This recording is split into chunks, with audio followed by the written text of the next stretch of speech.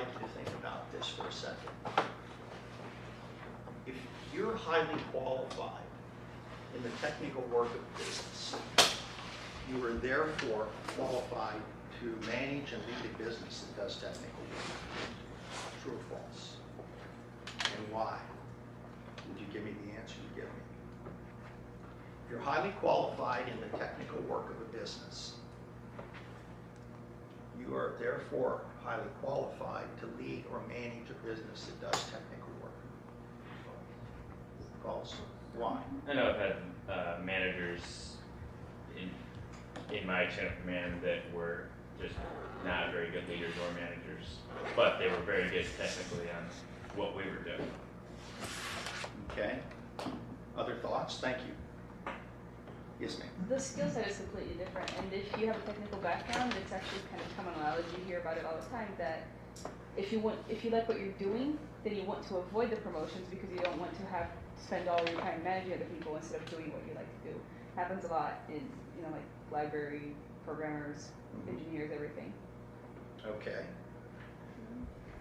I was going to say this. Well, you can't get away with that. Any other thoughts on that? All right. Let me ask you another question. Based on your own experience, how much time do people spend becoming technical experts relative to how much time they spend becoming qualified to lead and manage a technical business? Probably like 97% technical expertise, 3% becoming a manager. Do you agree with that? 97.3, what are your thoughts? I'm sorry? It depends on it depends. So it's not common answers. It's not common answers. Okay. Because you do spend your 4 years or a bit more becoming a technical person, and then after that, when they start promoting you into managerial levels, then you start developing leadership right there and then, and you do it until basically you retire, or maybe later. Okay. Other thoughts?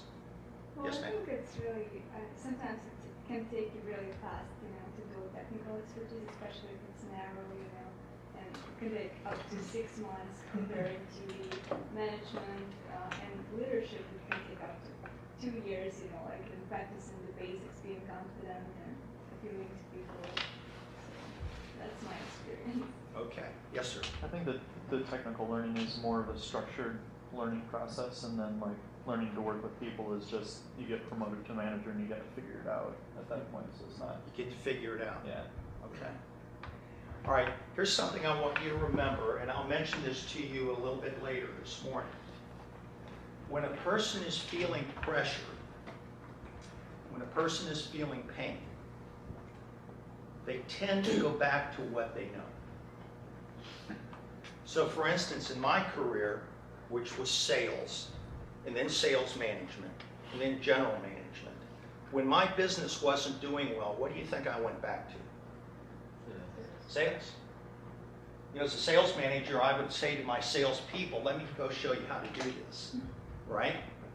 And as a general manager, I would say to my sales managers, let me show you how to go do this. So I want you to remember that as we're talking about change,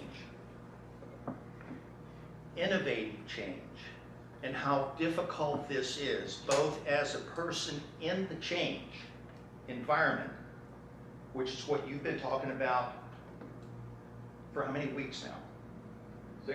6 weeks.